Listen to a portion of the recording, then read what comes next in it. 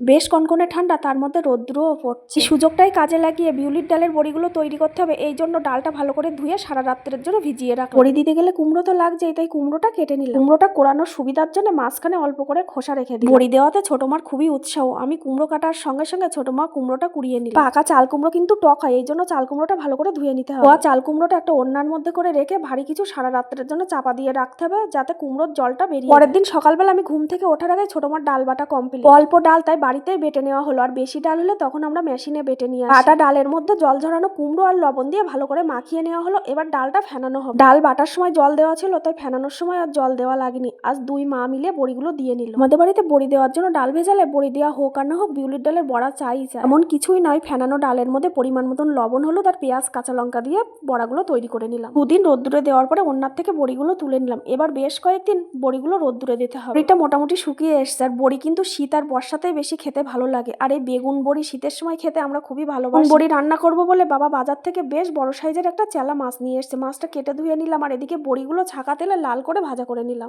বড়ি ভাজা তেলের মধ্যে মাছটা লাল করে ভাজা করে নিলাম। আর মাছটা এতটাই ভালো ছিল যে মাছটা ভাজার সময় না মাছ থেকে তেল বেরিয়েছে। মাছ ভাজা তেলের মধ্যে অল্প একটু লবণ দিয়ে বেগুনগুলো ভাজা করে তুলে নিলাম। ওই তেলের মধ্যেই আলু আর কাঁচা লঙ্কাটা হালকা নাড়াচাড়া করে গরম জল দিয়ে পরিমাণ মতন লবণ হলুদ দিয়ে দিলাম। আলু আর বড়িটা ঢাকা দিয়ে সেদ্ধ করে নিলাম। ঢাকনাটা খুলে ভাজা বেগুনগুলো দিয়ে দিলাম। তরকারিটা নামিয়ে ওই কড়াইয়ের মধ্যে সর্ষের তেল গরম করে পাঁচফোড়ন ফোড়নে দিয়ে তরকারিটা ঢেলে দিলাম। এরপর ভাজা মাছগুলো দিয়ে একটু স্বাদ মতন চিনি দিয়ে আবারও মাছটা তরকারির সঙ্গে ফুটিয়ে নেবো ঢাকা চাপা দিয়ে। কোনো বাটা মশলা ছাড়া এইভাবে একদিন বাড়িতে বেগুনের তরকারি রান্না করে খেয়ে দেখবে, মুখে লেগে থাকবে।